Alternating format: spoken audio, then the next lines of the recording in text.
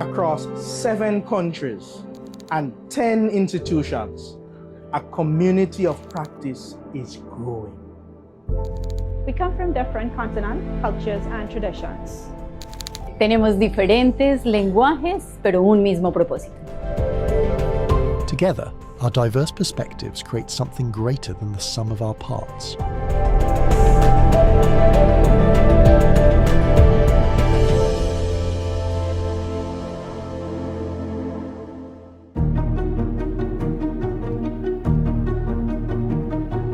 Latin America and the Caribbean is a wide area, and there are people or countries that have significant assets, blue assets. But often they don't talk to each other, and because there are language barriers. So the community of practice was a mechanism, or is a mechanism, that was designed to help bring all of these different activities under one roof, into one space where many people can talk about these activities. So you have the English-speaking Caribbean, the French-speaking Caribbean, Dutch-speaking and Spanish-speaking Caribbean and Latin America. One of the things that we realize is that often there's not that sufficient sharing of information. And people may be doing the same thing and approaching these issues on conservation, management, restoration of blue carbon in different ways. And they really need to have a closer conversations regarding these issues on blue carbon.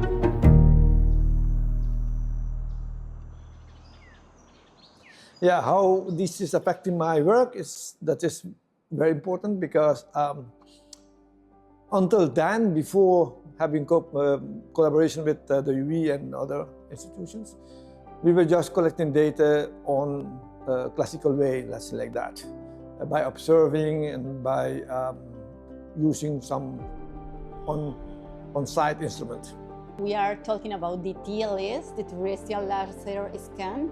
Is one of the knowledge expansion. It's really nice to work together in the community of practices and also with the really experts into this kind of technological issues, the TLS, and also it's an important to put in practices the different scientific knowledges into the decision-making processes. Yeah, I think when we're looking at the whole new method of using the TLS, the laser scanner. Prior to that, only a few people knew about it or utilized the technology. I think the greatest achievement of this project has been the formation of our community of practice, which is a cadre of professionals which typically might not have come together in another setting. But this project served as the conduit for that. And I was so happy to be a driving force in that and continuing these discussions and meeting all these persons to help to achieve the goals of this project. Within the community of practice, that sort of novel approach was disseminated to everyone. And so they were sensitized to this way of doing things. And for me, that's what you want within a community of practice. Puedo compartir un ejemplo que demostró el valor de la COP. Creo que todos aportaron con sus conocimientos, ya sea que realizaban videos tutoriales para apoyar a aquellos que no estábamos tan expertos entre cierto tema. Creo que fue uno de los ejemplos de esto. It was a real big impact. So following the training that we did, coming from the community of practice, we were able to engage with technical experts outside of Jamaica to get the information that we need and the ability to introduce a new way of collecting data. And that is something that actually just opened a whole different channel or avenue for us. Between the camera and the crow, don't have space. Get it first.